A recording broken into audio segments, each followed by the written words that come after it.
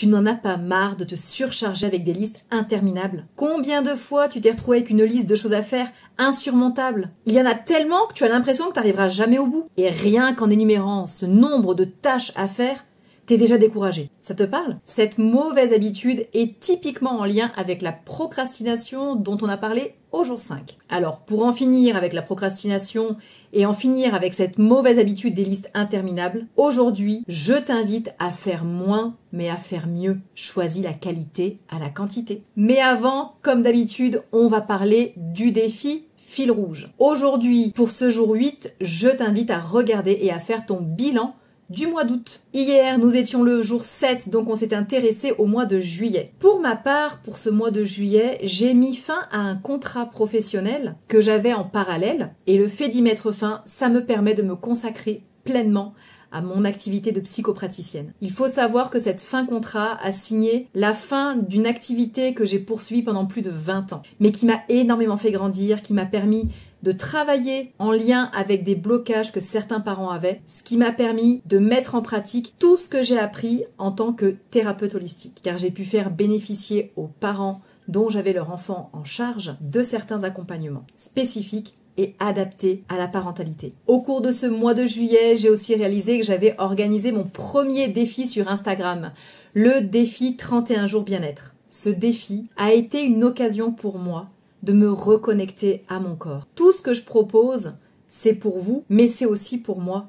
Et d'avoir pris ce temps de faire le bilan de mon mois de juillet, ça a été l'occasion de voir combien j'ai progressé depuis. Et toi, quel est ton bilan? Il me tarde que tu me le dises en commentaire. En tout cas, c'est face à la montagne de choses que j'ai eu à faire pendant ce mois de juillet, beaucoup de choses administratives, que ça m'a inspiré le sujet du jour. Alors oui, faire des listes gigantesques, c'est comme avoir envie d'escalader une montagne sans être préparé. Vouloir la gravir d'un seul coup, sans outils, sans préparation, sans pause, sans chemin clair et ni le bon équipement. C'est un peu compliqué. C'est difficile de pas se sentir bloqué, stressé, ou d'avoir l'impression d'échouer avant même de commencer, ou alors d'avoir l'impression qu'on n'avance pas alors qu'on est en train de faire des choses. Cette mauvaise habitude de vouloir tout faire d'un coup, c'est de l'accumulation de tâches. Et bien souvent, on ne mesure même plus l'essentiel. On nourrit même cette croyance limitante que plus on en fait, plus on en a à faire et plus on est méritant. Cette croyance vient bien souvent de cette phrase qu'on t'a certainement souvent répétée. Il faut travailler dur pour réussir. Ce genre de phrase, c'est ce qu'on appelle un driver ou une injonction. Un peu comme une ligne de conduite qui te dicte comment penser. Et cela te pousse à croire qu'effectivement, il faut travailler dur pour avancer.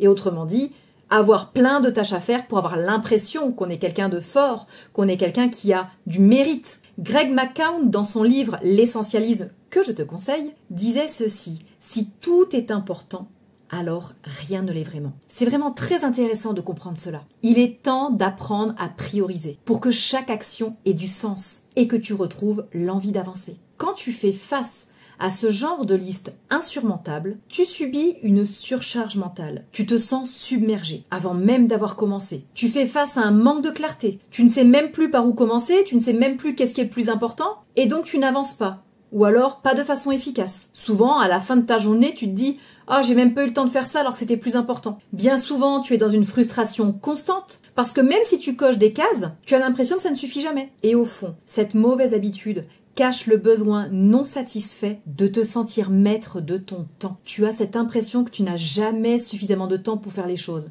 En réalité, c'est juste qu'il manque de la clarté, mais aussi la priorisation de ce qui est essentiel. Quand ta liste de choses à faire devient un fardeau, tu perds cette sensation d'avancer en alignement avec toi-même. Réduire ta liste change tout. Si ta liste ne contient que 3 choses essentielles, tu vas avancer sereinement, sans te sentir submergé. Tu termines ta journée en ayant la satisfaction d'avoir accompli ce qui était vraiment essentiel, et en plus, tu as du temps pour toi, pour des choses qui nourrissent ton énergie et ton esprit. Oui, réduire ta liste, c'est reprendre le contrôle de ton temps. Alors commence par les choses qui ont le plus d'impact et tu laisses tomber le reste. Il faut bien que tu comprennes que chaque jour, tu as une énergie limitée. Alors utilise-la sur ce qui compte vraiment. Dans une journée, nous avons tous que 24 heures. Et dans ces 24 heures, il est important d'accomplir tes tâches professionnelles ou personnelles selon ton objectif, mais il est aussi essentiel d'avoir du temps pour toi. C'est donc vraiment essentiel d'alléger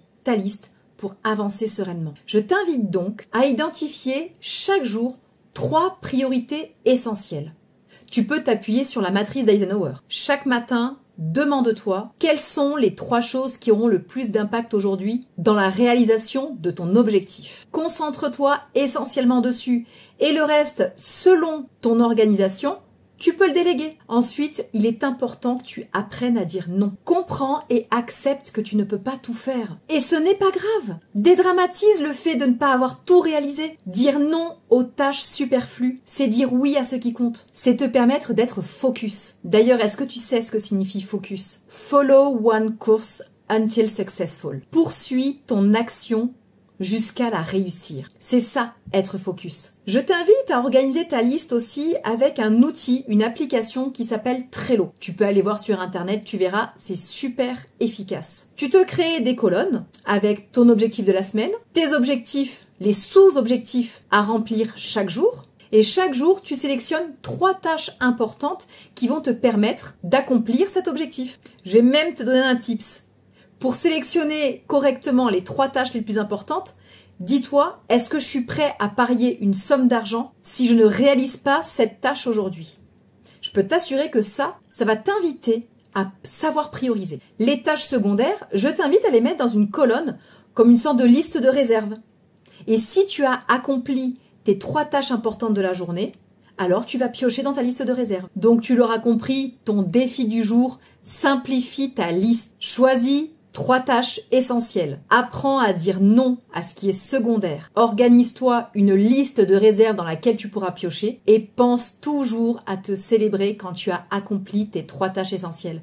C'est important, je te l'ai déjà dit, c'est une nourriture positive pour ton cerveau pour t'encourager à continuer. Et ainsi, tu te concentres sur ce que tu as fait plutôt que ce que tu n'as pas fait. Alors fais moins, mais fais-le mieux. Rappelle-toi que tu n'as pas besoin de tout faire. Tu as juste besoin de faire ce qui compte. Une liste allégée, c'est une vie plus alignée et chaque tâche accomplie te rapproche de l'atteinte de ton objectif. N'hésite pas à me faire part de ton expérience en commentaire. Je suis avec toi dans ce processus et on se retrouve demain pour le jour 9.